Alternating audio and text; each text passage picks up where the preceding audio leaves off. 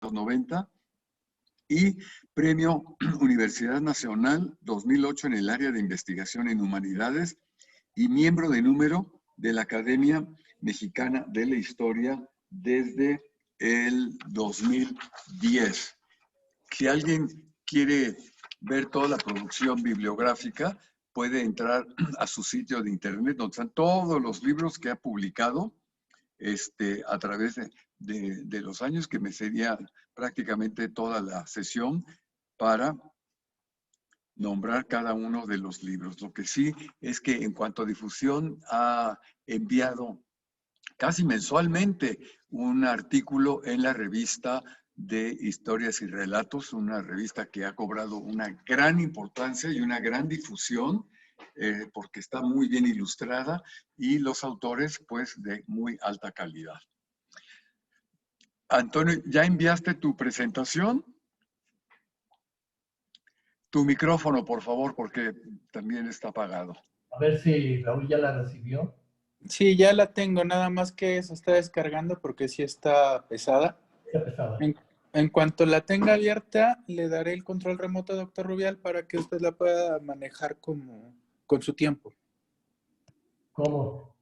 Le voy a entregar el control remoto virtual y usted la va a poder manipular con las flechas o con el mouse de su computadora. Ah, entonces soy coanfitrión, ¿sí? ¿Me volvió coanfitrión o qué? Pues, bueno, el título de la conferencia del doctor Rubial es Oriente en el Imaginario Novohispano.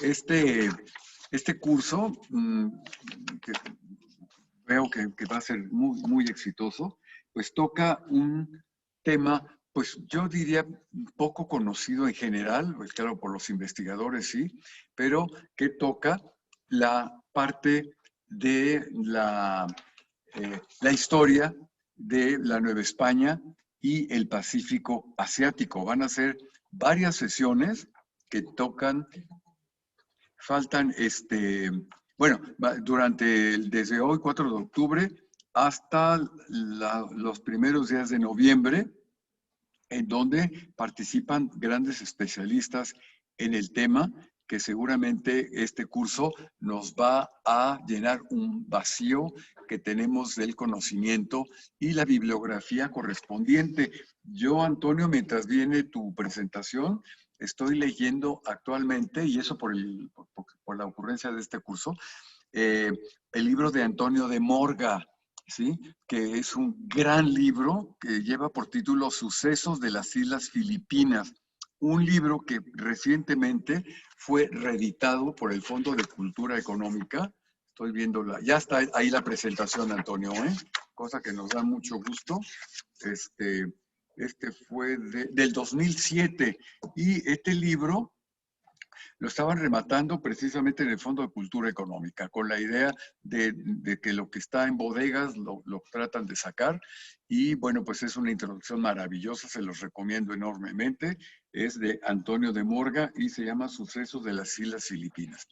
Bueno, Antonio, pues yo creo que te damos la palabra ya inmediatamente, ya con los 170 seguidores que ya tenemos, que hemos dado, bueno, son las 5. Siempre damos unos 5 minutos para que se sigan conectando. Pero si quisieras comentar algo antes de empezar tu plática, Antonio, sobre todo la cuestión de que tú puedas ir pasando tus imágenes. Sí las voy pasando, ya puedo pasarlas. Ah, perfecto, ok. Bueno, pues antes que nada, Antonio, nuevamente muchas gracias por estar aquí con nosotros. Ya eres un profesor de tiempo completo aquí en el Centro de Estudios, y a nombre del Centro de Estudios de Historia de México, Fundación Carlos Slim, te damos las gracias por tus participaciones, que nos has apoyado enormemente en favor de la difusión de la historia mediante el Centro de Estudios, que, por cierto, como todo queda grabado, desde el 2019, casi a principios del 2019, cuando vino la cuestión de la pandemia, nos dimos a la tarea de difundir a través de los medios contemporáneos, los medios actuales, y quedan grabados por si los quieren revisar en nuestra página de Facebook o directamente en el centro de estudios.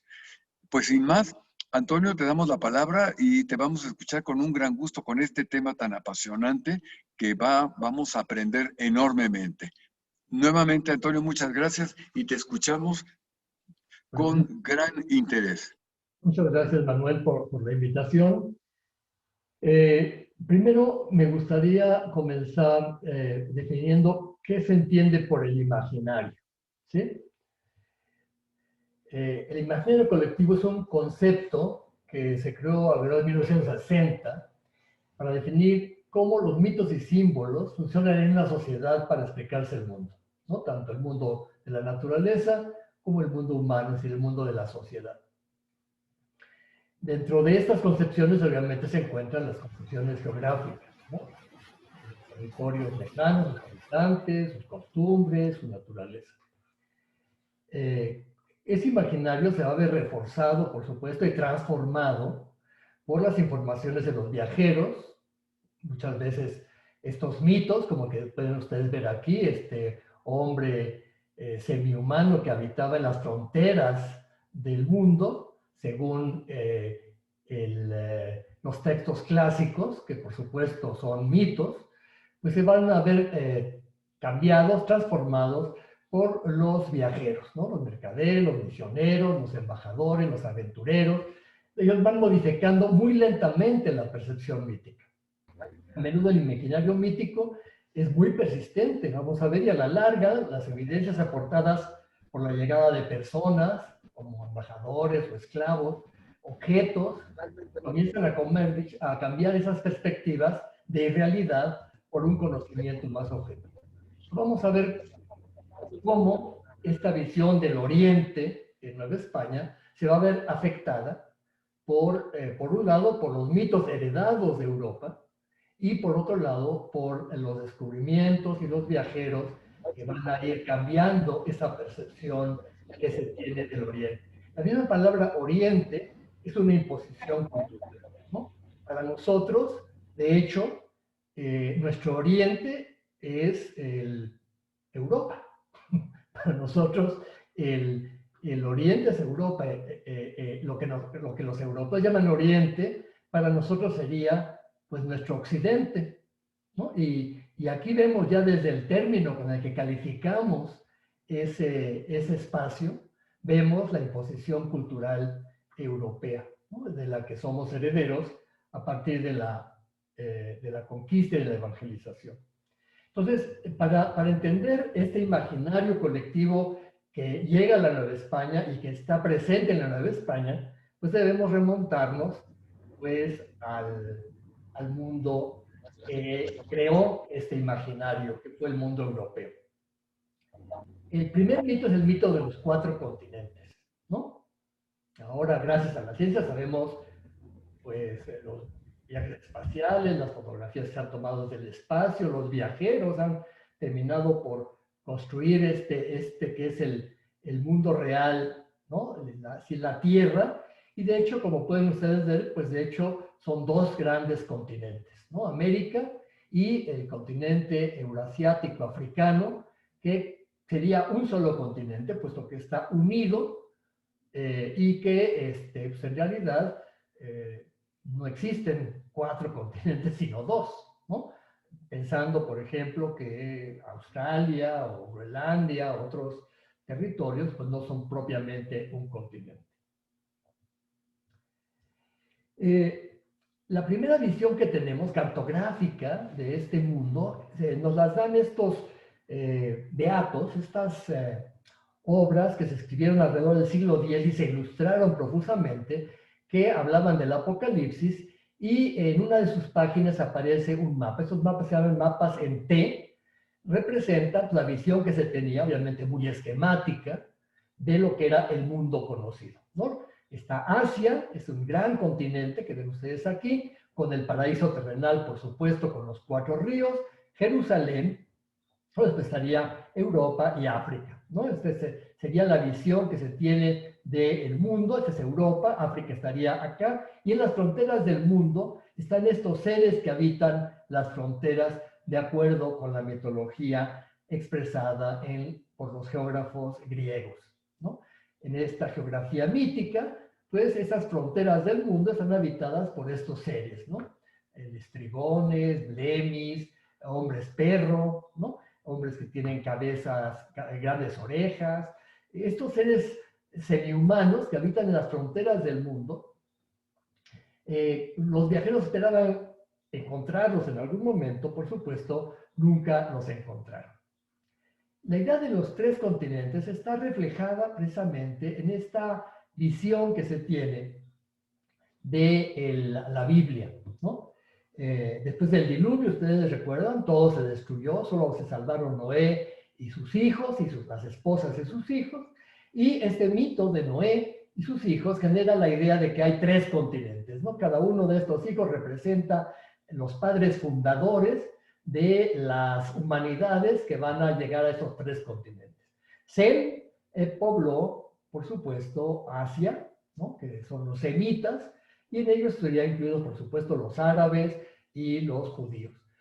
No se tiene todavía concepto en este momento, el siglo XIV, el siglo XIII, XIV, de que hay algo más allá, ¿no? Que ya se ha entrado en contacto con China. Después está Cam, es África, ¿no? Cam en este modelo está burlándose de su papá. Recuerdan, Noé desembarca, se pone borrachísimo y está desnudo, ¿no? Lo muestran desnudo, y Cam se burla de él ante sus hermanos. Sus hermanos se tapan los ojos para no ver la vergüenza de su papá. Jafet es Europa, ¿no? Y entonces Noé maldice a Cam después de que despierta y ve que se están riendo de él, y a su descendencia. Esto será una justificación para que los pueblos africanos sean esclavizados por los asiáticos y por los europeos. Bueno, esta visión de tres hijos de Noé que pueblan los tres continentes será la base para generar la idea de que hay tres continentes. Y Asia comienza a aparecer también cuando se representan a los reyes magos como tres reyes distintos. Antes se representaban como reyes asiáticos, pero a partir del siglo XV, fines del siglo XV, es una de las primeras representaciones, los reyes magos comienzan a vincularse también con los tres continentes, ¿no? Gaspar y Baltasar se asocian con Asia y África, y Melchor, por supuesto, con Europa, ¿no? Y vean ustedes, muy interesante, porque a partir de aquí, África y Asia comienzan a representarse como el turco, porque, por supuesto, el imperio turco es la presencia que tiene Europa enfrente, en África y en Asia.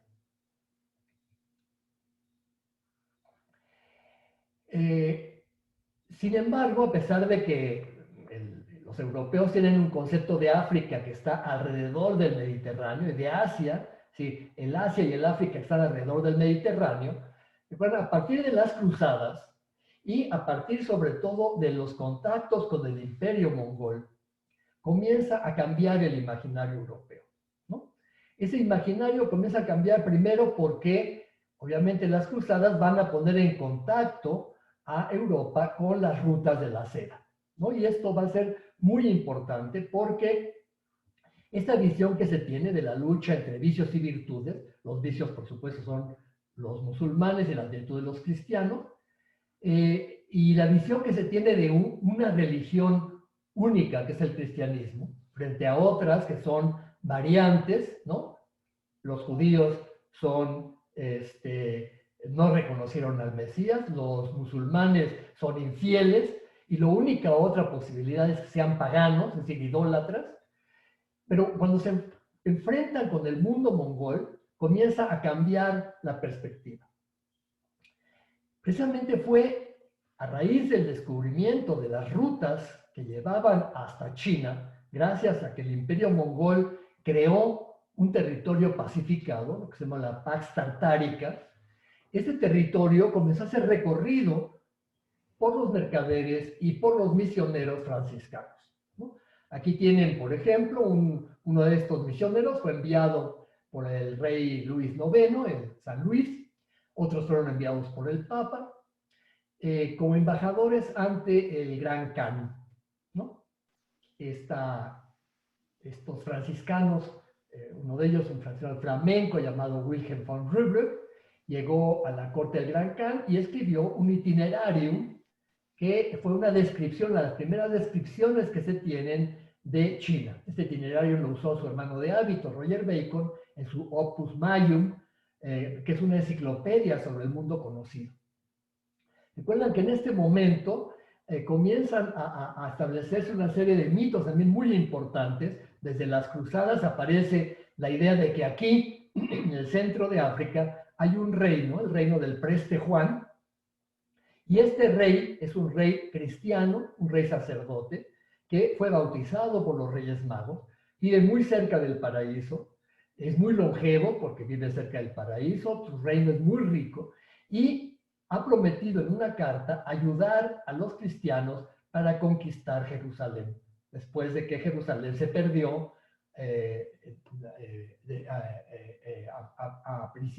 a fines del siglo XII. Este territorio, entonces, el territorio mongol, comenzó a llenarse también de mitos, ¿no? Y entre los mitos que estaban era, primero, que allá hay un sacerdote rey llamado el Preste Juan, y segundo, que el apóstol Santo Tomás, el apóstol perdido, había predicado en esta zona. Incluso se habían encontrado en la India algunos templos que, según la tradición, habían sido fundados por este apóstol de Cristo. Aquí lo tienen esta imagen interesantísima, está predicando al Preste Juan y a sus seguidores, ¿no?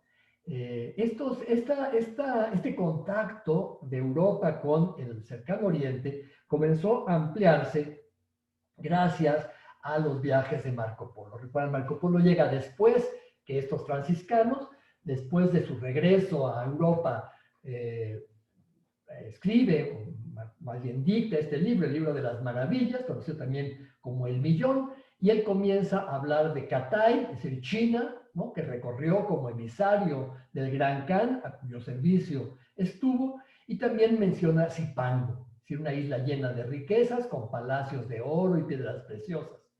En el imaginario europeo, el Oriente está poblado de ciudades riquísimas y de parajes con joyas y oro, pero donde hay dragones y monstruos que impiden el acceso a esos lugares, ¿no? Es interesante porque ese imaginario que se ha creado en Europa a partir de las cruzadas, a partir de los contactos con los mongoles, gracias a los embajadores franciscanos, y a partir del libro de Marco Polo, todo ese imaginario va a llegar a la Nueva España con los misioneros y con los conquistadores, ¿no? Y va a influir, por supuesto, en el imaginario novohispano. Incluso hemos visto el término Oriente, es un término que se impone cuando nosotros pues, vivimos, de hecho, en el occidente, pero nuestro oriente es Europa. Y hay un mapa, un dibujo de una cartografía de un atlas catalán, hecho por esos dos cartógrafos judíos, Abraham y Yehuda Cresques. ¿Qué pasaba en China en ese momento? ¿No? Estamos a principios del siglo XV. Es interesantísimo porque China está también haciendo recorridos por el mundo, ¿no? A China no le interesa en ese momento mucho Europa, ¿no? Ya recibió los embajadores, más o menos conoce a través de las rutas de la seda todo este mundo, y en 1405 un emperador de la dinastía Ming envía a este viajero llamado Shen He, que es un musulmán, al servicio del emperador de China, hacer varios viajes por el Índico, ¿no? Entre 1405 y 1433. Ahora sabemos esos viajes, ¿no? Esos viajes trajeron una gran cantidad de cosas interesantísimas. Llegaron 2 jirafas, por ejemplo, a Pekín, ¿no? En estos viajes. Y China, si hubiera seguido por este camino, hubiera sido la primera potencia global, ¿no? Era muy fácil que encontrara la corriente de Kurashibo a través de Japón y que llegara a América. Pero, curiosamente, China se cierra en la segunda mitad del siglo XV a la expansión marítima, ¿no? Y estos experimentos que se dieron a principios del siglo XV desaparecen. Y esto, por supuesto, le va a dar campo libre a Europa.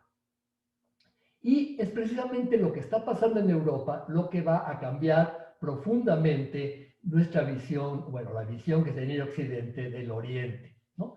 Recuerdan que al imperio mongol se desbarata, se destruye, ¿no? La muerte de los grandes fundadores del imperio, se divide en varios señoríos distintos y finalmente muchos de los señoríos terminan en guerras civiles y las rutas de la seda se vuelven intransitables, ¿no? En el siglo XV ya son muy difícil transitar por las rutas de la seda, están llenas de bandoleros y entonces los portugueses, están muy interesados en el comercio con Oriente, comienzan a buscar una nueva ruta hacia el Asia, ¿no? La ruta más corta sería por el Mediterráneo, la ruta que después usaron los ingleses cuando se abrió el canal de Suez, ¿verdad? Pero los portugueses, pues sus barcos no podían atravesar el canal, lo que era el estrecho, y comenzaron a rodear África, ¿no? Pensando que África era mucho más chica. Finalmente, vean aquí alrededor de 1487, antes de que Colón llegue a América, ya están en el Cabo de Buena Esperanza.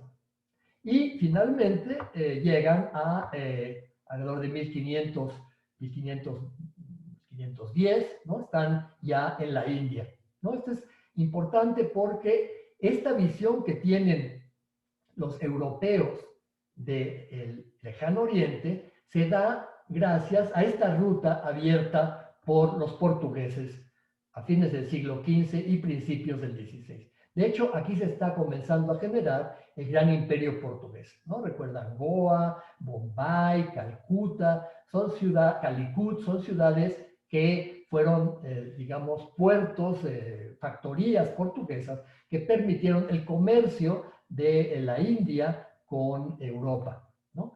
Recuerdan que incluso, vamos a ver, después de la separación de Portugal, una princesa portuguesa llamada Catalina se casa con el rey Carlos de Inglaterra y recibe como dote ni más ni menos que Bombay, ¿no? Y esto le va a dar a Inglaterra toda la apertura en la India. Salvo España, ¿no? Que vamos a ver encuentra la otra ruta, la ruta del Pacífico. Europa seguirá teniendo esta ruta, la ruta portuguesa, como su único acceso al Oriente. Bueno, además de, obviamente, el acceso a través de Rusia, ¿no? Recuerdan, Rusia ha crecido hacia la Siberia y muy pronto va a entrar también en contacto con China por el norte. Pero eso ahorita no nos interesa. Vamos a ver cómo Cristóbal Colón está fuertemente influido por esta visión, ¿no? Recuerdan, Cristóbal Colón está muy cercano a los franciscanos de la Rábida. Los franciscanos, por supuesto, están muy informados a través de las obras franciscanas, como el Itinerario de Rübrer o como el Opus Maius de Roger Bacon, y conocen muy bien el Oriente, ¿no? Los franciscanos quieren regresar a esta visión mongola. Es decir, la misión mongola tenía una importancia clave, porque recuerdan, al convertirse el Gran Khan, que ya no es el preste Juan, ¿no? Sino el Gran Khan, el emperador de China, podían entonces atacar a los musulmanes por la retaguardia, retomar Jerusalén, que se había perdido ya y estaba en manos de los turcos, y con esto finalmente vendría el fin del mundo. Vencer a los musulmanes, los grandes enemigos de la fe, gracias a la ayuda del Gran Khan. Este es el modelo de la misión mongola que van a tener los franciscanos. Y por supuesto, esto es lo que trae Colón en su mente, ¿no? Recuerden, un libro de cabecera de Colón es El Millón de Marco Polo. Tenemos el ejemplar que está anotado por el mismo Colón. Frailes franciscanos como Fray Antonio de Marchena, Fray Juan Pérez, ¿no? Astrónomo, que interviene en las capitulaciones de Santa Fe cuando regresa Colón. Los franciscanos estuvieron muy activos en las Islas Canarias durante el siglo XV, y todo esto nos hace pensar entonces la fuerte presencia, la fuerte impronta franciscana en este momento, ¿no? Y la importancia que tiene China y el Oriente, sobre todo, para esta misión de Cristóbal Colón, ¿no? Vean, en 1522 se acaba de conquistar México Tenochtitlan, ¿no? La primera vez se hace este mapa de Europa, ya muy cercano al mapa real, ¿no? Y ya el Preste Juan pasa de esta parte de aquí a Etiopía, ¿no? ¿Y por qué en Etiopía? Porque, recuerdan, en el Concilio de Florencia, lo de 1425-30, unos embajadores de Etiopía llegan al concilio y los europeos se dan cuenta de que ahí vive en Etiopía un rey cristiano, ¿no? Y ese rey cristiano, entonces va a ser el Preste Juan, por supuesto. Tiene que ser el Preste Juan, no hay otro, ¿no? Cuando los mitos se repiten y se relocalizan, ¿no?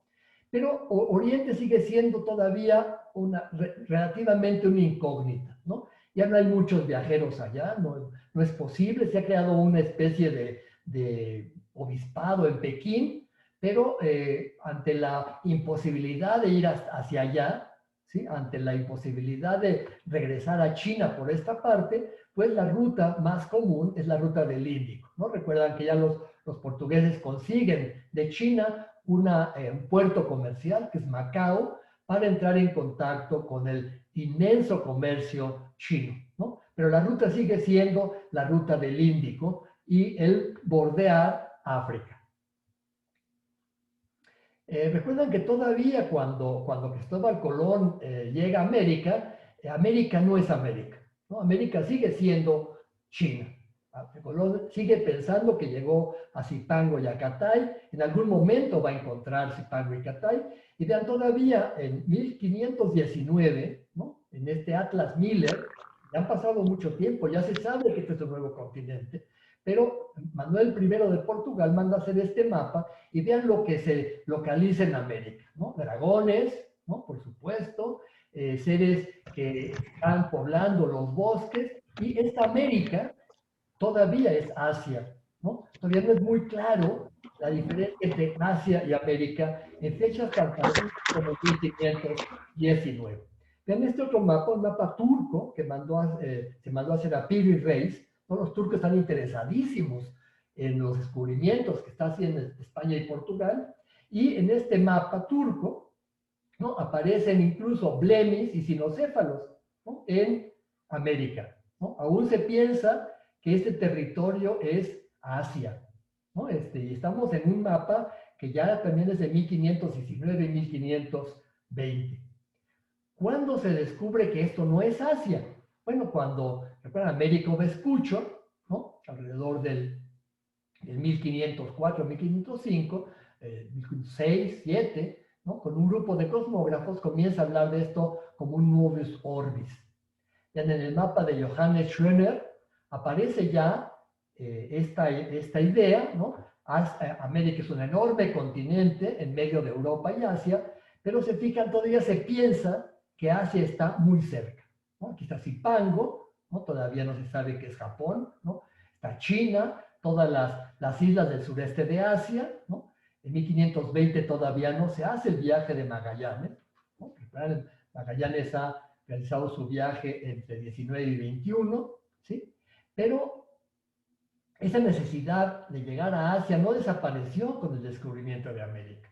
El mismo Hernán Cortés tenía intenciones de buscar un estrecho para pasar, este estrecho que se supone que estaba en Centroamérica, que es el lugar más estrecho precisamente de América. El Canal de Panamá, por supuesto, no existía, pero se pensaba que ahí había un canal para pasar más fácilmente y no tener que rodear toda América por el estrecho de Magallanes. Estamos, recuerdan ya, en 1523, 24, 25, ya vamos a ver los viajes, las expediciones que organiza Cortés, y para pasar al otro lado del océano se busca este estrecho, ¿no? Incluso sus expediciones a las de Bueras y a Tehuantepec son un ejemplo de esto que se está buscando. Y también se piensa que por la Florida, también hay varias expediciones a la Florida, recuerdan, Pánfilo de Narváez, por ejemplo, hace una expedición a la Florida buscando el famoso estrecho de Anián, que se supone estaba en el norte de América, ¿no? La búsqueda de estos estrechos para evitar rodear el enorme continente americano es parte de estos imaginarios geográficos que se están construyendo, pero que poco a poco, con los viajes, con las importantísimas navegaciones que se realizan con la nueva cartografía, pues está viendo que estas son visiones pues no muy cercanas a la realidad, ¿no?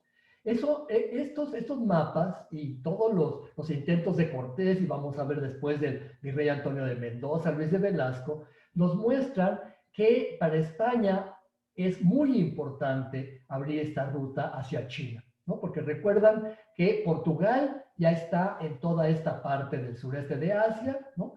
Vamos a ver cómo una parte muy disputada entre Portugal y España van a ser las Islas Molucas. Al mismo tiempo que Cortés está conquistando México Tenochtitlan, ¿recuerdan? En 1519, ¿no? Que desembarca en Veracruz, Fernando de Magallanes, un portugués al servicio de la corona española, y Sebastián Elcano, un vasco, comienzan el viaje de circunnavegación, ¿no? Este viaje es la primera vez que el hombre le da la vuelta completa a su planeta, ¿no? Y en este viaje, recuerdan, Magallanes circunda América, ¿no? El estrecho que lleva su nombre es atravesado por él, y una corriente, la corriente de Humboldt, lo arrastra hacia el sureste de Asia. Y ahí se dan cuenta de que pues, el Océano Pacífico es mucho más grande de lo que se pensaba, ¿no? Recuerdan, el viaje de Magallanes fue un viaje muy terrible, ¿no? Salieron 5 barcos y llegaron con 247 tripulantes y solo llegó un barco con 18, ¿no? El barco se llama la Victoria.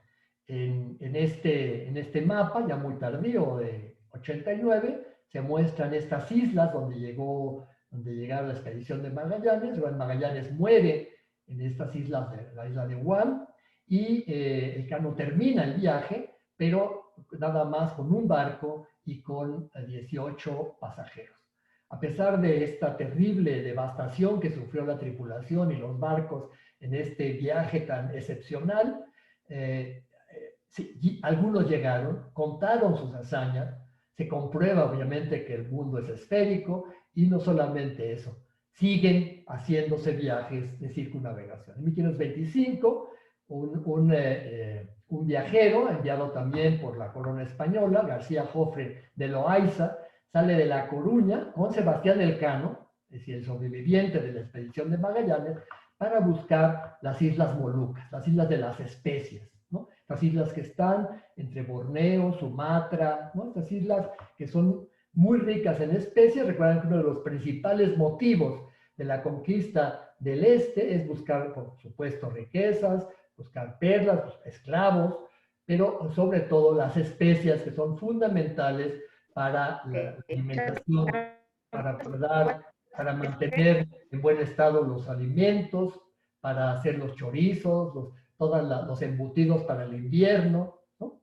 Y entonces todo esto va a provocar que esta expedición, también fracasada, llegue a las Molucas en medio de una guerra entre España y Portugal por su control, ¿no? Finalmente, en 1529, por el Tratado de Zaragoza, España cede las Molucas a Portugal. En este momento, estamos en 22, 23, 24, 25, ¿no? Están llegando los franciscanos también a la Nueva España, ¿sí? Los franciscanos traen una clara idea de que este territorio, que no se conocía antes, está lleno de poblaciones que deben ser evangelizadas, ¿no? Pero finalmente, en esta primera generación hay algunos que están muy, ¿cómo le llamaríamos? Muy desilusionados de la cristiandad americana, ¿no? Según ellos, los indígenas no tienen la capacidad para entender el cristianismo, siguen con sus idolatrías, ¿no? Y estos personajes, curiosamente, son los dirigentes de las 2 expediciones de los frailes, Fray Martín de Valencia, que es el emisario, el encabezó la misión franciscana, y Fray Domingo de Betanzos, que encabezó la misión dominica, son los que van a intentar pasar a China, ¿no? Esta historia nos la da Fray Jerónimo de Mendieta, es una historia fascinante, dice, y fue así que partiendo el santo varón Fray Martín de Valencia con algunos compañeros al puerto de Tehuantepec para embarcarse en los navíos que don Fernando Cortés había mandado hacer para este efecto, le impidió Dios la ida, que no le fue posible embarcarse, y con este impedimento tuvieron de quedar y dejar lo que habían intentado él y el santo obispo Zumárraga y fray Domingo de Betanzos. Y algunos años después, por el crédito que habían dado a lo que con ellos tenían comunicado, el siervo de Dios, fray Martín se determinaron de tornar a hacer aquel viaje, mas fueron también entonces impedidos, ¿no? De nuevo aquí vemos en esta narración cómo los franciscanos, y en este caso los dominicos, siguen con la idea de que la evangelización de China va a ser la última gran evangelización, porque una vez convertidos los chinos, se va a poder conquistar Jerusalén y arrebatárselo a los musulmanes, ¿no? Claro, esta visión sigue alimentando esta idea de que la conversión de China es fundamental. Además, se tienen las noticias de que, a diferencia de lo que pasa en América, ¿no? Donde los indios son idólatras, están llenos de vicios, tenían sacrificios humanos, los chinos son un pueblo sumamente civilizado. Son pueblos con los cuales se puede hablar en términos filosóficos. Son pueblos que van a entender la verdad cristiana mucho más fácilmente que estos indígenas que son muy primitivos, ¿no? Esta es la visión que se tiene de los indígenas y de esta visión mítica, obviamente, del Oriente, ¿no? Una visión, por supuesto, alimentada por los textos de los franciscanos y de Marco Polo. En 1527, por orden de Carlos V, Cortés envía una expedición a las Molucas, ¿no? En ese año, recuerdan, se está haciendo ya el tratado, el pacto. Todavía no se ha hecho el pacto con Portugal, y entonces Carlos V tiene la idea de rescatar o ver si encuentra a los famosos náufragos de la expedición de García de Loaiza, ¿no? Entre esas personas de la expedición estaba Andrés de Urdaneta, ¿no? Y Andrés de Urdaneta es uno de los grandes personajes que vamos a tener a futuro como uno de los principales informantes de esta situación, ¿no? Esta expedición que envía Cortés va al mando de Álvaro de Saavedra, Cerón, ¿no? Y es una expedición también muy fracasada, ¿no? Rescata a algunos, ¿no? Pero no hay ningún resto de la expedición, y poco después las Molucas ya van a pasar a Portugal. En 42, el virrey Mendoza organiza una nueva expedición, al mando de Ruy López de Villalobos, en la que fueron 4 agustinos, ¿no? Estos agustinos fueron una orden muy cercana al virrey Mendoza, ¿no? Estos 4 agustinos llegaron incluso al sureste de Asia, y dieron una gran cantidad de información sobre estas regiones, pero regresaron a América. Algunos de ellos ya nunca regresaron a Asia, fueron misioneros que predicaron entre los indios, pero esta información que trajeron los agustinos comenzó a concentrarse en el convento de San Agustín de México. Y Urdaneta, que ya vivía en México en ese momento, y que era muy asiduo al archivo y a la biblioteca de los agustinos, se hace fraile agustino. Y Urdaneta va a ser clave, tanto para los agustinos como para la nueva gran expedición que se está armando en la época del virrey Velasco, ¿no? Que es el famoso tornaviaje, ¿no? Fray Andrés de Urdaneta es encargado por el virrey Velasco para que, junto con Miguel López de Legazpi, inicien pues la búsqueda del tornaviaje, ¿no? Recuerdan, en ella va un cosmógrafo agustino llamado Martín de Rada, ¿no? Que va a ser muy importante también, como vamos a ver, porque es uno de los primeros viajeros a China, ¿no? Y es uno de los primeros que deja una gran información sobre China, ¿no? En esa expedición, en el archipiélago de las Islas Filipinas, que se llamaban las Islas de San Lázaro, van a encontrarse a un tlatelolca que había llegado en la expedición de Villalobos y que llevaba ya 23 años ahí, y que le sirvió como intérprete del tagalo, ¿no? La conquista de Filipinas por Miguel López de Legazpi fue muy importante, no solamente porque a partir de ella se implanta el gobierno español en las islas, sino además porque Urdaneta encuentra, gracias a su gran habilidad y a su gran conocimiento del sureste de Asia, el regreso a través de la corriente de Kuroshio, una corriente que subía hacia el Japón, iba por todo el norte del Pacífico y desembocaba aquí muy cerca de San Francisco. Esta corriente, el tornaviaje, fue lo que le dio a Nueva España el control sobre esta ruta del Pacífico, ¿no? Si no, hubieran tenido que regresar de nuevo a Europa a darle la vuelta al mundo. El tornaviaje hizo que Nueva España se convirtiera en el centro del comercio entre México y Filipinas. Claro, Velasco ya no vio esto. Recuerdan, Velasco murió en estos años, ¿no? En 64. En 80, Felipe II, que ya gobernaba en la época de Velasco el Imperio Español, recuerdan, su padre le había heredado en vida literalmente el imperio, recibe también la corona portuguesa, ¿no? Que tienen, está en el imperio de Felipe II, ¿no? Los territorios de la corona española en Flandes, Italia, etcétera, los territorios americanos y las colonias portuguesas en África, por supuesto en Brasil, y todas las colonias portuguesas en el sureste de Asia. Ustedes, aquí estas colonias son importantísimas porque van a formar parte de toda la información que llega tanto a Europa como a América sobre este territorio del sureste de Asia, ¿no? Y vamos a ver cómo la presencia de españoles en las Filipinas y de portugueses en esta zona va muy pronto a llamar la atención de las otras naciones. Por supuesto, ya en esa época comienzan a llegar a estas regiones los holandeses, ¿no? Y comienzan a establecerse aquí en una zona que se va a llamar Batavia, ¿no? Aquí en la zona de la Guinea, de nuevo para apropiarse de las riquísimas islas de las especias, las famosas Molucas, ¿no? Y los holandeses van a hacer una fuerte competencia en esta región. Después van a llegar los ingleses, sobre todo. Todas estas expediciones holandesas e inglesas van a ser originalmente expediciones de piratas que asaltan los barcos portugueses y españoles para apropiarse de sus mercancías, ¿no? La piratería está muy fuerte en estas islas del sureste y en muchas islas se han establecido ya ingleses y holandeses. En 1577, el gobernador de Filipinas, Francisco de Sande, va a enviar una carta a Felipe II. Ay, perdón, ¿qué pasó?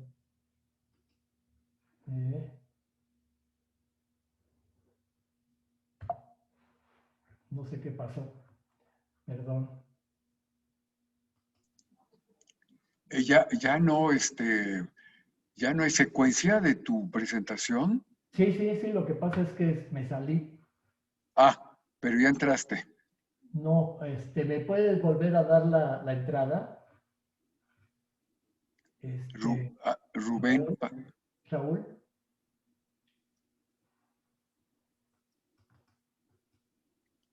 Rubén.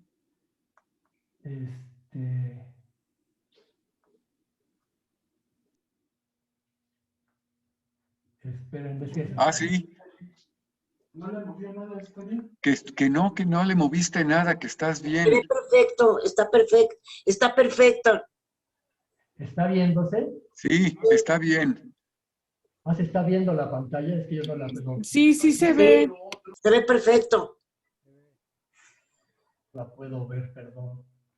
No sé qué hizo. ¿Tú sí la ves o no, Antonio? Estamos viendo embajadas japonesas a Nueva España. No, espérense. Bueno. Ay, qué horror. Es que no puedo verla en mi pantalla. A ver. Que no le puedo.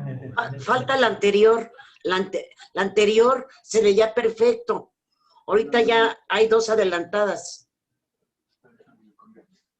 A ver, ahorita te lo va a ver Rubén, ¿eh? Ahorita lo va a checar Rubén. Ahorita estamos viendo embajadas japonesas a Nueva España, pero no sé si tú la puedas mover. No le estoy pudiendo ver, es que... A ver, ahorita ya está Rubén atendiéndote, espérate un segundo.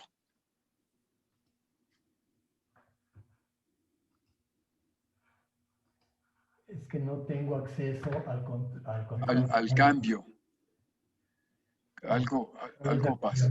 A ver. Algo pasó. Ya te saliste.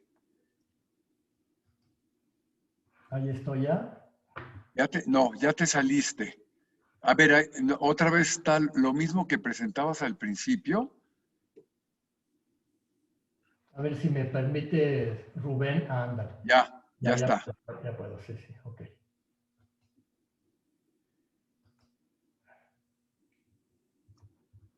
Ahí está. Espérenme, es que eso me adelanté. Sí. Ahí estabas. Entonces, esta carta que envía el gobernador de Filipinas, Francisco Sande, propone una invasión militar a China, ¿no? La idea estaba inspirada precisamente en lo sucedido en las conquistas de los imperios mexica e incaico, cuyas caídas se debieron a las alianzas de los españoles con los nativos, descontentos por su despótico dominio. Según Sande, la enemistad de los piratas y de otros pueblos con el imperio chino sería para España un factor determinante para el éxito de la empresa, como había sucedido en la conquista de México y Perú. Pero Felipe II pues, se pareció bastante descabellada la idea y por supuesto no aceptó esta propuesta, ¿no? Vean aquí, esta idea de que Felipe II y los agustinos iban a ser los grandes conquistadores de China se puede ver en este grabado, ¿no? Quizá en este grabado aparece de nuevo la idea de antes del fin del mundo debe ser predicada la fe y China es la clave para lograr la reconquista de Jerusalén. Felipe II está con San Agustín y más ni menos unidos para evangelizar a las Filipinas. Atrás de San Agustín están Fray Ardés de Urdaneta con su astrolabio, ¿no? Fray Martín de Rada y Jerónimo Martín, que fueron los primeros españoles en misión diplomática en China en 1575, y que sus informaciones fueron utilísimas para la siguiente expedición, que fue la de los jesuitas, ¿no? Obviamente ya para estas épocas, 1575, Manila se había convertido en un importantísimo centro de comercio con el sureste de Asia, ¿no? Aquí tienen un halcón filipino en el Museo Bello, donde está presente, digamos, esta idea de un rico mercado en Manila, que se llama el Parián. Hay incluso un mercader chino a caballo, ¿no? Hay muchos chinos en el mercado del Parián vendiendo los productos que traen directamente de China, ¿no? Por supuesto, en este momento los portugueses tienen puerta abierta a los mercados de Manila por la unión de las dos coronas, pero recuerdan, a partir de 1640 la corona portuguesa se separa de la española y entonces ya los mercaderes chinos van a tener libre acceso al mercado de Manila y los españoles van a tener comercio directo con los chinos sin pasar por Macao. Bernardo de Albuena nos va a dar esta primera idea de esto que vamos a llamar el imaginario sobre el Oriente, con este verso que está tomado de su grandeza mexicana. Con el Pirú, el Moluco, es decir, las Molucas, y con la China, el persa de nación, el cita, el moro, y otra, si hay más remota y más vecina, con todo se contrata y se cartea, y en sus tiendas, bodegas y almacenes, lo mejor de estos mundos acarrea, ¿no? Nos está hablando de una Nueva España que a principios del siglo XVII ya es un territorio cosmopolita, donde llegan mercaderías de todo el mundo y en sus almacenes se ve todo, ¿no? Y es precisamente su contacto con Filipinas y este galeón de Manila que trae una gran cantidad de información, objetos y por supuesto visiones sobre lo que es China en realidad. No esta China que se había heredado del mundo medieval, ¿no? Sino una China más cercana a la realidad que llega, por supuesto, a través de los contactos con Filipinas, ¿no? Junto con China, otro territorio, las Molucas y China ya, digamos, tienen una parte en este inconsciente colectivo, en este imaginario de la Nueva España, está Japón, ¿no? Japón llega a través del martirio de los frailes franciscanos, 26 cristianos que murieron, 6 de ellos frailes, y los restantes 20 japoneses que murieron en Japón por la persecución de un shogun llamado Ieyasu. Esta persecución nos va a dar una gran cantidad de información sobre Japón, ¿no? Por supuesto, la muerte de Felipe de Jesús, uno de estos frailes, que era además criollo, se convirtió para Nueva España en un tema muy, muy presente, ¿no? A principios del siglo XVII, ya la beatificación de estos mártires por el Papa va a ocasionar que comience a haber un gran interés por representar los martirios. Y tenemos este fascinante mural que se encuentra en el convento, en la iglesia de Cuernavaca, actualmente la catedral de Cuernavaca, que era la iglesia de los franciscanos, ¿no? Ahí ese mural fascinante aparece la muerte, el martirio de estos religiosos y de los mártires japoneses, y hay algunas investigaciones creen que fue pintado por un japonés, ¿no? Porque vamos a hablar después de las embajadas japonesas, porque hay muchos elementos que nos hablan de Japón, ¿no? El tipo de barcos, el tipo de construcciones, las vestimentas de los personajes que aparecen representados, muchos de ellos en el mural, nos dan idea de que el que pintó este mural sí conocía Japón, ¿no? Y es interesantísimo la presencia de este mural porque es la primera visión que se tiene de Japón. Pero cuando está pintando este mural, y mucho después, por ejemplo, aquí los jesuitas van a mostrar también ya para el siglo XVIII a sus 3 mártires japoneses, 3 japoneses que habían muerto entre estos 26 mártires, pero que los jesuitas representan no como japoneses, sino como europeos, ¿no? No son jesuitas, eran más bien como coadjutores, ayudantes de los jesuitas, pero los jesuitas no tienen mártires canonizados. Hay muchos mártires jesuitas, pero no están canonizados, y estos ya están beatificados. Se aprovechan para representarlos, pero como occidentales, pero en varias de sus imágenes, por ejemplo esta de Pablo de Kisai, ¿no? Aparecen ya los japoneses, el siglo XVIII, donde Japón ya se conoce muy bien. Y aparecen con estos peinados, ¿no? Con estas formas de peinarse y de raparse la cabeza, que será la característica, lo que habla de que ya hay un conocimiento ya de lo que es el Japón real, ¿no? Y esto se debe sobre todo a las embajadas japonesas a Nueva España, ¿no? En 1610, Rodrigo de Vivero, que había ido a Filipinas, ¿no? Regresa de Filipinas y naufraga, igual que naufragaron Felipe de Jesús y los frailes que fueron martirizados en el Japón. Naufraga de nuevo en Japón, ¿no?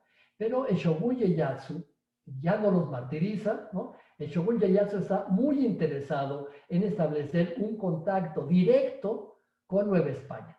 ¿Por qué? Porque le interesa la plata, ¿no?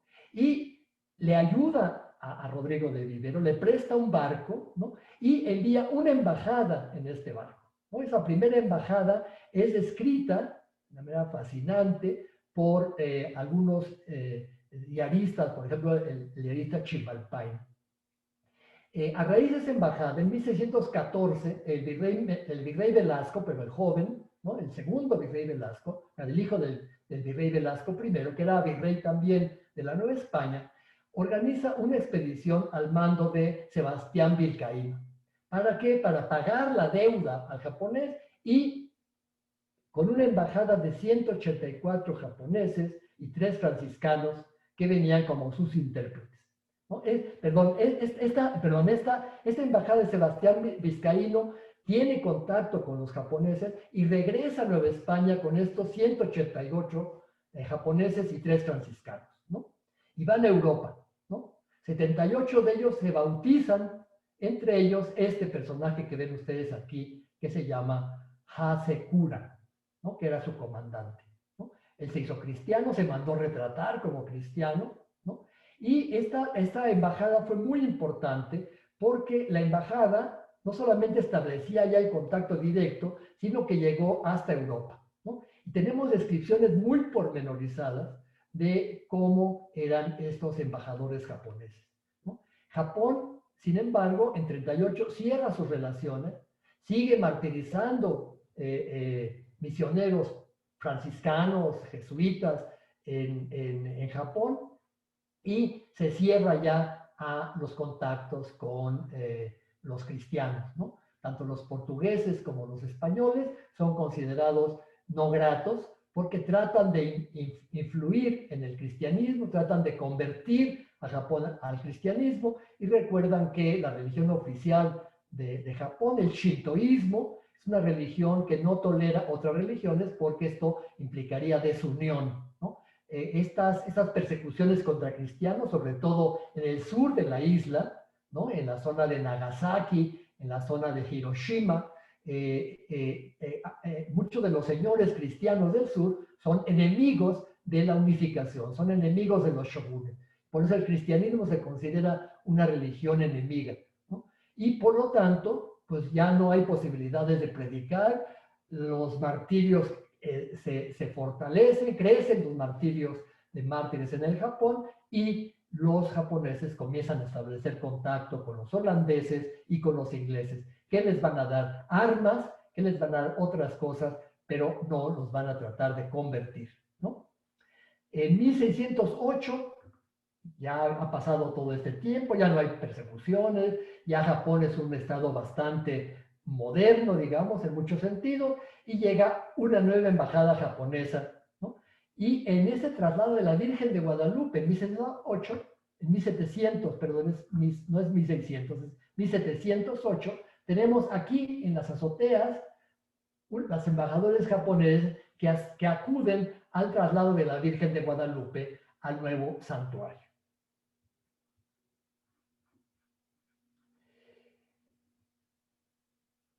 Es muy importante entender cómo llegan estas informaciones, ¿no? Hemos visto que una de las informaciones llega a través de los misioneros, de los embajadores, por supuesto de los mercaderes, ¿no? De las autoridades que están en Filipinas y que mandan continuamente información a América y España sobre estos territorios, ¿no?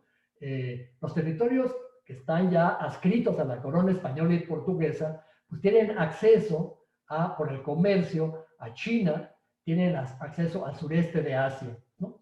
Un aspecto fundamental para generar esta visión junto con los martirios, esta visión que se tiene del Oriente, es la presencia del famoso misionero San Francisco Javier en el Oriente, ¿no? Hay una gran cantidad de cuadros sobre la vida de San Francisco Javier, y junto con los martirios, ¿no? Las noticias de las misiones son otra fuente de información importantísima. A menos esa visión se contamina, obviamente, con los prejuicios de que fuera de China, Asia era un mundo de salvajes, ¿no? Como los chichimecas. Ven, por ejemplo, ahí al fondo del cuadro donde San Francisco Javier tiene este sueño que está cargando a un jefe, ¿no? Que es un símbolo, ¿no? Una metáfora de lo que es su misión en el Asia, ¿no? En el fondo, pues lo que vemos no es Asia, sino poblados chichimecas, ¿no? Con palmeras y, en fin, una visión muy idílica y muy poco objetiva de lo que es el sureste de Asia. Aquí tienen otra idea. En el siglo XVII se pinta este cuadro, la muerte de San Francisco Javier, de un pintor llamado Conrado, ¿no? Y se puede notar aquí la fuerte presencia de Japón. Vean aquí el japonés que está venerando a San Francisco Javier, que muere literalmente de agotamiento, ¿no? Pero de hecho la muerte de San Francisco Javier se dio en la isla de Sichuan, en Yangmen, en China, ¿no? No tenía por qué estar ahí un japonés, ¿no? O Saben ustedes la confusión que hay sobre lo que es el Oriente. China y Japón vienen siendo lo mismo. Junto con toda esta información está los libros que se están escribiendo sobre China, ¿no? Y tenemos uno especialmente importante para América, que es la historia de la conquista de China por el Tártaro, que escribió ni más ni menos que don Juan de Palafox y Mendoza, el obispo de Puebla, ¿no? El material lo recopiló mientras estaba en Puebla, obviamente con informaciones de los jesuitas, y este libro se escribe con varias finalidades. Una de ellas es, primero, mostrarle al rey de España que esta conquista que se acaba de hacer, que la conquista de los manchús del imperio Ming, y la imposición de un régimen burocrático muy eficiente, puede servir como modelo para la monarquía española. Por otro lado, recuerdan que en este momento están saliendo enormes cantidades de plata hacia China, ¿no? El comercio con China, de la que llegan una gran cantidad de productos, se paga con plata, es decir, con pesos de plata novohispana. Esos pesos de plata novohispana comienzan a ingresar a China. Y precisamente la nueva dinastía Manchú, comienza a cobrar los impuestos en plata. Y esto va a hacer que aumente las exportaciones de plata hacia China, ¿no? Eso es un peligro. Palafox está viendo esto y le dice al rey de España, cuidado, no mucho del oro, mucha de la plata que está saliendo de América no está llegando a Europa, se está yendo para China, ¿no? Y un tercer objetivo de este libro es la gran disputa que hay con los jesuitas sobre los ritos chinos y malabares, del que voy a hablar después, ¿no? Vean una de las frases que está en este texto tan fascinante de la historia de la conquista de China por el Tártaro de Palafox. Así sería gran traza del cielo y providencia singular de Dios nuestro Señor, si el Tártaro conquistase al Japón y abriese la puerta a la Santa Fe, como la va abriendo en la China, para que Japón muriese como ha muerto el chino a manos de sus mismos recelos, y conociese que no hay puertas cerradas para Dios, porque Él las abre cuando quiere con las llaves que menos se piensan, ¿no? Recuerden que en este momento, cuando está escribiendo esto Palafox, Japón se ha cerrado ya a la misión. En cambio, en China hay una gran cantidad de misioneros jesuitas que obviamente están en la corte de Pekín y están tratando de convertir al emperador a la fe cristiana, cosa que nunca consiguen. Vamos a ver que en 1600 China, que comprende 80 millones de hectáreas de tierras cultivadas, extendidas a lo largo de más de 20 grados de latitud, era la economía más diversificada, unificada, rica y poblada del mundo. ¿Sí? Esto nos va a dar la dimensión de lo que es China y por qué el interés de Europa en China en este momento. Estamos a mediados del siglo XVII, ¿no? En este momento, Palafox está escribiendo porque hay una rebelión de Li Shishang, ¿no? Que derrocó a la dinastía Ming y abre la puerta a la invasión manchú, ¿no? Y Palafox nos dice, el ejemplo de los reyes es tan poderoso que no solo exhorta, sino que manda y obliga a la imitación. De aquí es que los ministros del rey Sun Shi gobiernan a su imitación con tanta rectitud que los mismos chinos rendidos lo celebran con encarecimiento, que es gran prueba de su bondad, pues es tan ordinario extrañarse un nuevo gobierno, por bueno que sea. Junto con el libro de Palafox, otro jesuita llamado Athanasius Kircher está publicando en 1667 un libro que también va a causar furor en Europa y por supuesto va a llegar a América. Está en todas las bibliotecas de los colegios de los jesuitas. Se llama La China Ilustrata, ¿no? Se publica en 1667 en Roma. Este sabio jesuita, lo tienen aquí abajo, Athanasius Kircher, ¿no? Nunca viajó a Asia, pero tuvo información privilegiada gracias al conocimiento de las obras escritas por los jesuitas y a los contactos con misioneros de la compañía. Su texto, y sobre todo las ilustraciones, como esta que ven ustedes aquí, que traía el texto, causaron un gran impacto y tuvieron mucho efecto en las ilustraciones que se hicieron sobre China en este periodo, ¿no? Cambiaron la visión de China, ¿no? Vean, claro, el esquema que ven ustedes aquí es dos jesuitas chinos vestidos como mandarines, mostrando un mapa de China. En esa misma obra aparece esta imagen, ¿no? Athanasius Kircher manda a hacer este grabado con los jesuitas Matteo Ricci y Paolo Magno, vestidos de mandarines ante un altar donde aparece la Virgen María y el Niño Jesús, ¿no? A lo largo de todo este tiempo, los chinos recibieron muy bien a los jesuitas, pero sobre todo por algo, porque los jesuitas, sobre todo estos franceses, ¿no? Y los jesuitas italianos, traían grandes conocimientos astronómicos, matemáticos, geográficos, ¿no? Entonces estos padres jesuitas, ¿no? Incluso se les nombra astrónomos imperiales en la corte de Pekín, ¿no? Algunos de estos franceses elaboraron un atlas del imperio chino, ¿no? Es decir, estos jesuitas están dándole a los mandarines los conocimientos de Europa, ¿no? Pero claro, esos jesuitas han hecho una gran cantidad de concesiones, ¿no? Entre esas concesiones están precisamente no mostrar a los chinos la crucifixión, ¿no? Una de las cosas que Palafox ataca a los jesuitas es que ocultan el crucifijo de Cristo y no predican la pasión y muerte, viciosos, como los dedicados a cosas como el ayuno, la confesión y la misa.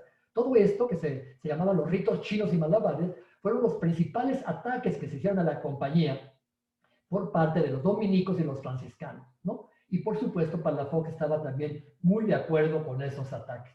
En el siglo XVIII, la compañía fue muy atacada por todos lados, aparecen los jesuitas como aliados del demonio, ¿verdad? Debajo de su capa está una mujer que es la idolatría, está el demonio de las 7 cabezas, y aquí tienen en este peana un chino, que es la alusión al famoso tema de los ritos chinos y malabares, ¿no? Es una de las grandes críticas que se hace a la compañía de Jesús, ¿no? Aquí los altares, ¿no? de los chinos muestran a Cristo en majestad, a Cristo resucitado, jamás a Cristo muerto, ¿no? Pero los jesuitas eran una gran propaganda sobre su presencia en Oriente.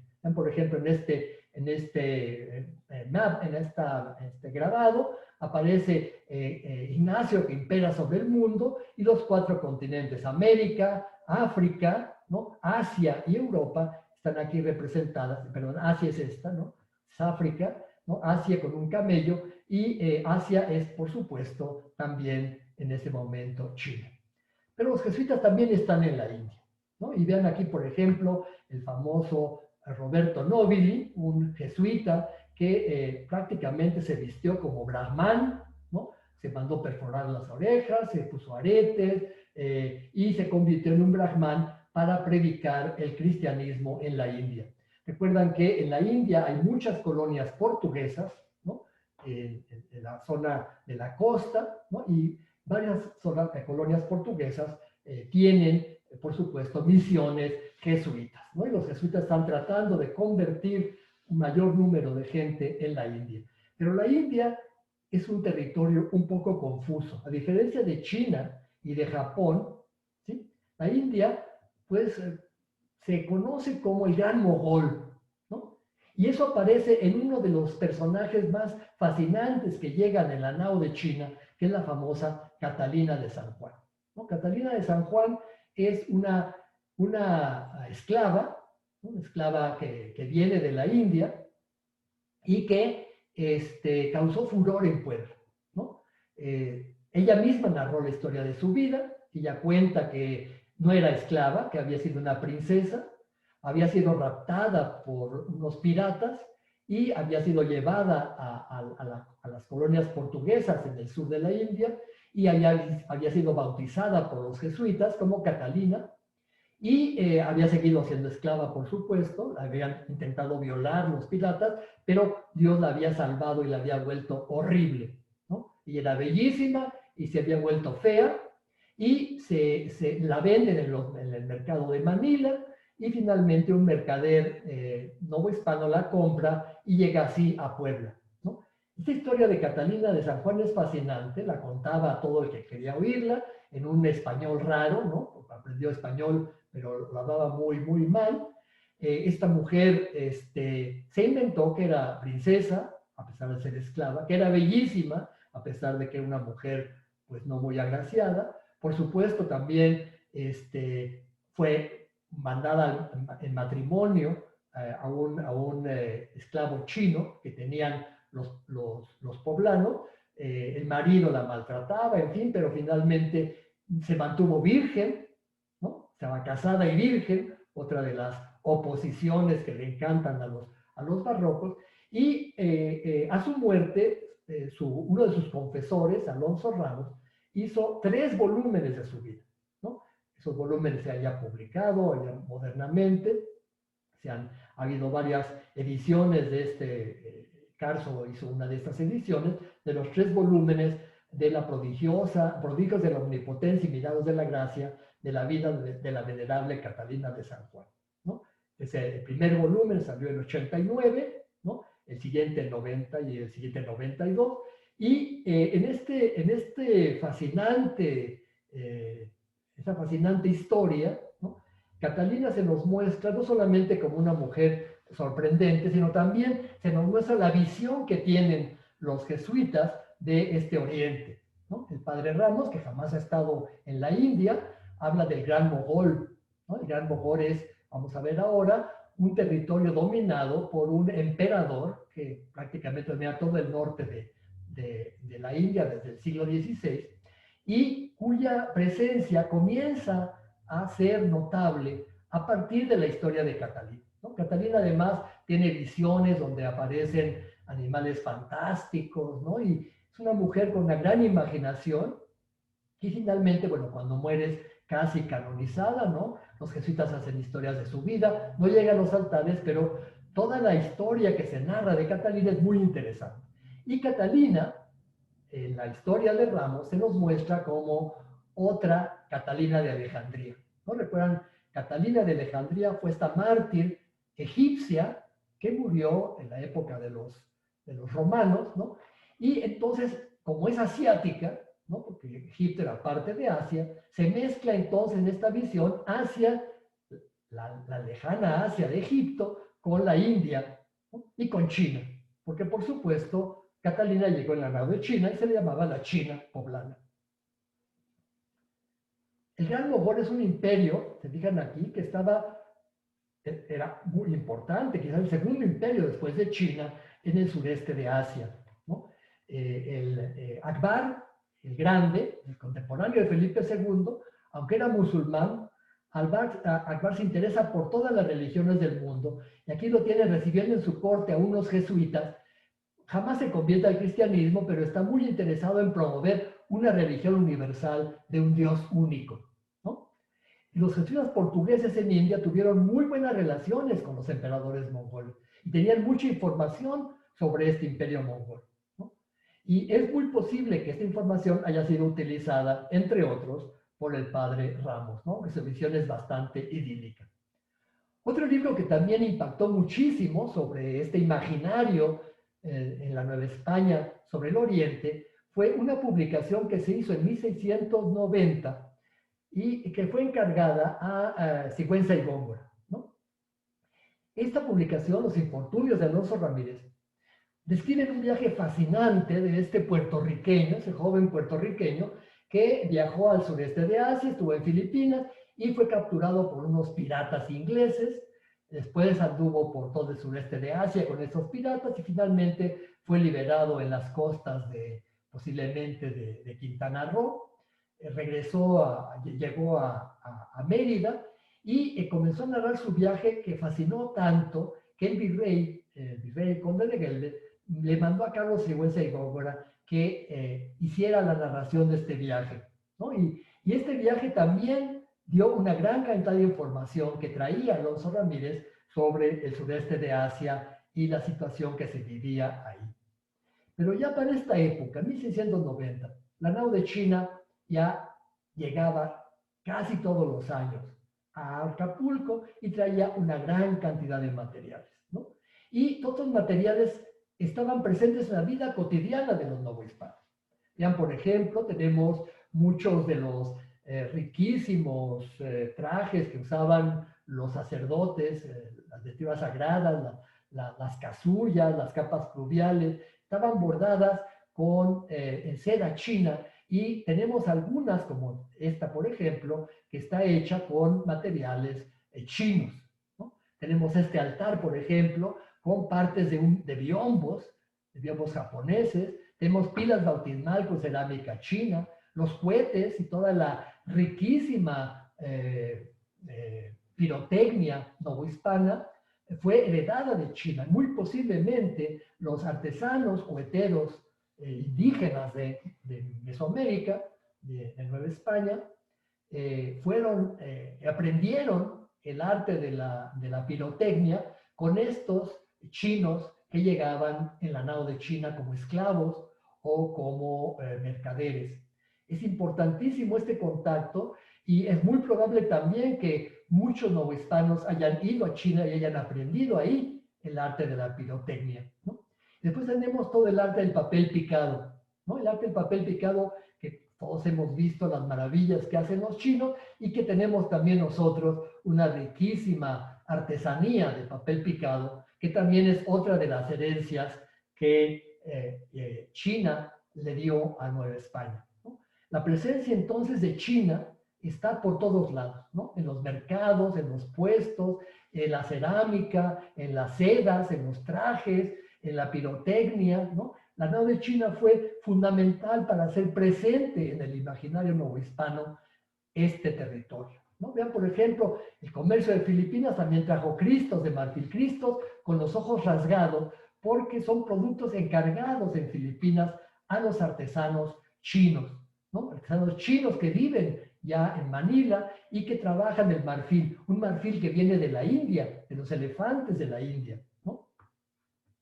Después tenemos esta riquísima cantidad de objetos, que muchos de ellos están todavía en las colecciones, ¿no?, mexicanas, en la Franz Mayer, en el Museo Bello, ¿no?, baúles orientales, ¿no?, que han sido objetos de importación, y vean ya la gran cantidad de información visual que tienen estos baúles: casas, paisajes, montañas, árboles, flores, animales, toda esta decoración y toda la riquísima taracea, ¿no?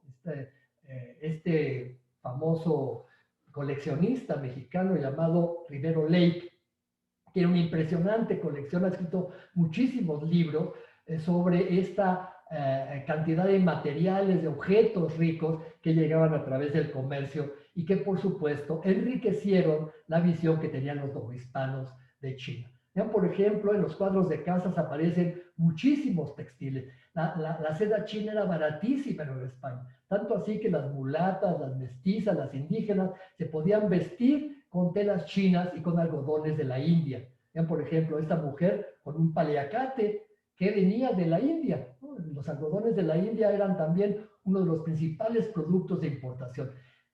Mucho más que la cerámica, los grandes volúmenes del comercio con Oriente eran textiles, ¿no? Esos textiles se ven muy, muy claramente reflejados en los cuadros de castas. La palabra paliacate parece que viene de Palicot, de Calicut, ¿no? Calicut, que era un puerto portugués en la India, y de ahí derivó la palabra paliacate. Y después vean estas mujeres con sus vestidos riquísimos, con sedas fabricadas en China y que con las cuales se comenzaron a hacer vestidos. En este vendedor de sedas también trae una riquísima tela china. Muchas de las telas venían con decorados, con símbolos, con imágenes y, por supuesto, con toda la riquísima y bellísima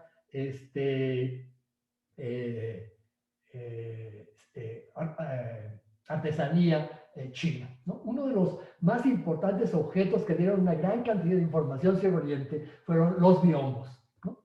Ya, por ejemplo, los biombos es una palabra japonesa, significa el viento que se detiene, ¿no? Y estos biombos se volvieron muy populares con la llegada de los portugueses a Japón, ¿no? Y los portugueses comenzaron a importar estos biombos, ¿no? Incluso las embajadas portuguesas a Nueva España traían numerosos biombos, según la narración de los viajeros, ¿no? Y estos biombos se conocían como el arte Namban, ¿no? Este arte Namban era un arte que los japoneses hacían para exportar, ¿no? El Namban significa eso, portugués, el extranjero. Surgieron estos contactos y la llegada de sus objetos a Europa por la ruta portuguesa del Índico. Por supuesto, estos biombos japoneses llegaron a través de la ruta portuguesa, están en el Museo de Lisboa. También comenzaron a llegar a través de la ruta del Pacífico por Manila. Y es interesantísimo, ¿no? Cómo los japoneses comienzan a ver a los occidentales, ¿no? Los ven con sus grandes pantalones abombados, los impresionaron mucho sus perros, ¿no? Y traen también elefantes de la India, pues bueno, en Japón no hay elefantes, ¿verdad? Entonces, esos embajadores portugueses en Japón debieron impactar muchísimo y Japón comenzó a interesarse mucho en el comercio gracias a estos embajadores portugueses y después, por supuesto, a los embajadores novohispanos, aunque, como hemos visto, se cierran a mediados del siglo XVII al comercio con los cristianos católicos, ¿no? A partir de estas técnicas japonesas comienzan a verse muy claramente los biombos y enconchados que se están ya fabricando en Nueva España. Al cerrarse el comercio con Japón, alrededor de 1630-40, los pintores novohispanos comienzan a fabricar lo que se llama biombos de la tierra, ¿no? Y están inspirados por los biombos Namban japoneses, ¿no? Por ejemplo, vean, estas nubes son típicas de los biombos japoneses, como hemos visto. Igual pasa con esta decoración de los enconchados y Rivero Lake sostiene incluso que los enconchados, todas estas incrustaciones de concha nácar, son una técnica oriental que se importa a América. Incluso él piensa que los hermanos González estuvieron en algún momento en el Japón, que son los autores de esos enconchados, ¿no? Vean el riquísimo trabajo que nos recuerda toda la artesanía china, que se ve, por supuesto, también reflejada en los textiles, ¿no? Hay un importantísimo biombo, se llama el biombo de China, que está actuando en el Museo de América, y que es un biombo novohispano, ¿sí? Pero que está pintando escenas que pasan en la corte de Pekín, ¿no? Está pintado a fines del siglo XVII, ¿no? Está inspirado por el libro del jesuita portugués Álvaro Samedo, que publica en Madrid en 1642, con el título de El Imperio de China, ¿no? Este biombo describe el traslado del sello imperial, ¿no? Y la presencia de mercaderes portugueses, ¿no? Es obra de un pintor novohispano, y Nelly Sigó, esta importante investigadora del Colegio de Michoacán, tiene un estudio precioso sobre este biombo, y ella dice que obviamente se ve que es un biombo novohispano por la presencia, por ejemplo, de signos novohispanos como esta fuente de oro con una sirena, una fuente totalmente occidental,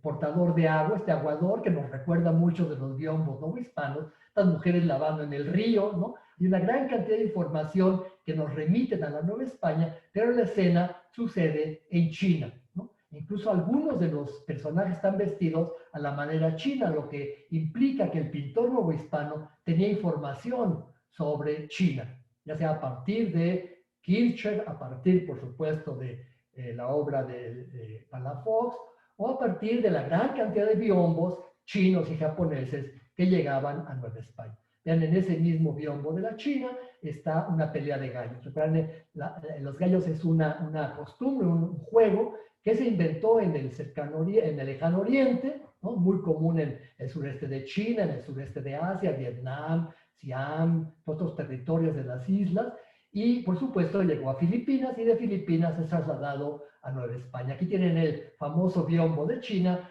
esta escena de adivinación y por supuesto del juego de gallos, que tiene que ver con apuestas, ¿no? Y en este otro está el Parián de Manila, que es la presencia de chinos en esta imagen del Parián de Manila, lo que nos habla de que Nueva España estaba presente allá en Filipinas, pero China también estaba presente en Filipinas. Y Filipinas era el centro de contacto. Vean aquí en este precioso biombo de factura oriental, que llegó también a América, está el Arca de Noé, ¿no? El Arca de Noé, de nuevo las nubes propias del arte Namban, los grandes esas formas de hacer olas, también describen muy, muy claramente la influencia japonesa, y está pues, el famoso tema del arca de Noé, ¿no? Vamos a ver cómo, a pesar de que a mediados del siglo XVII ya se conoce bastante bien todo lo que está pasando en Oriente, ¿no? Todavía la Madre Ágreda, cuando escribe su famoso libro de la mística ciudad de Dios, sus viajes en espíritu, lo que ve son blemis y cinocéfalos. Es decir, ella está leyendo los libros antiguos y todavía está viendo en sus visiones la visión medieval del mundo, ¿no? Como pueden ustedes ver, los mitos son muy difíciles de destruir. Y a pesar de que los conocimientos geográficos están aumentando mucho la visión que se tiene de ese mundo, todavía sigue vigente el mito, ¿no? Este catecismo me parece fascinante porque nos muestra este mundo global en el que se está insertando Nueva España. Es un catecismo que tradujo el padre Ignacio de Paredes al náhuatl. Es un catecismo del padre Ripalda, recuerden que fines del siglo XVI, el padre Ripalda fue un jesuita, que es un catecismo que los jesuitas difundieron muchísimo por todo el mundo.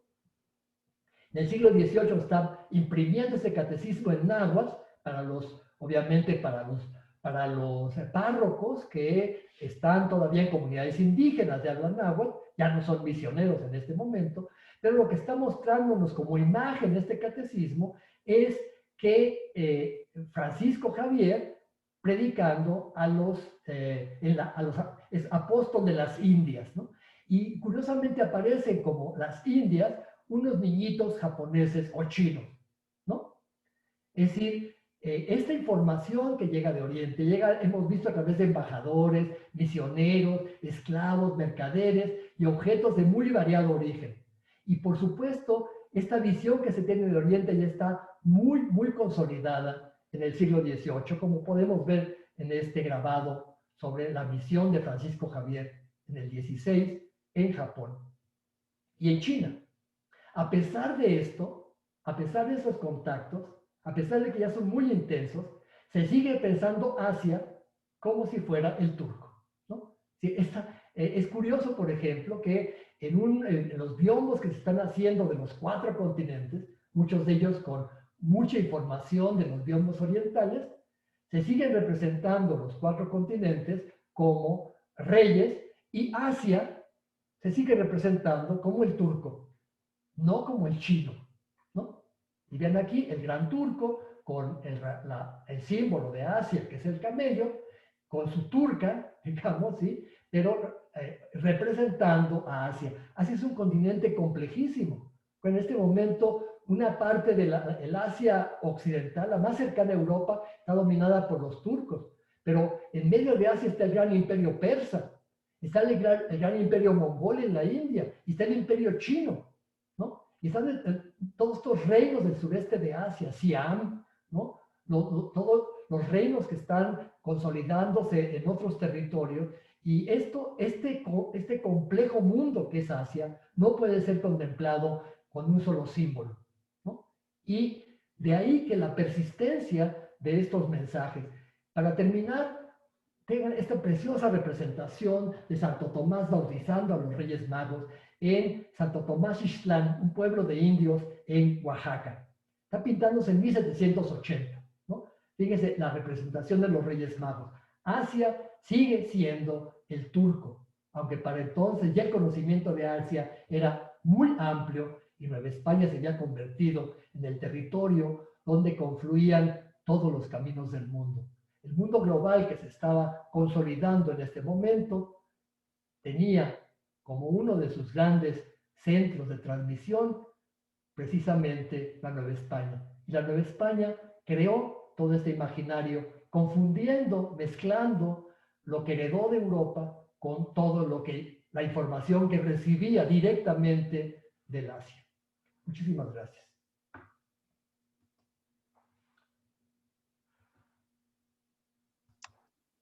Antonio, muchísimas gracias por esta conferencia que, como dicen ahí algunos comentaristas, el tiempo pasó rapidísimo.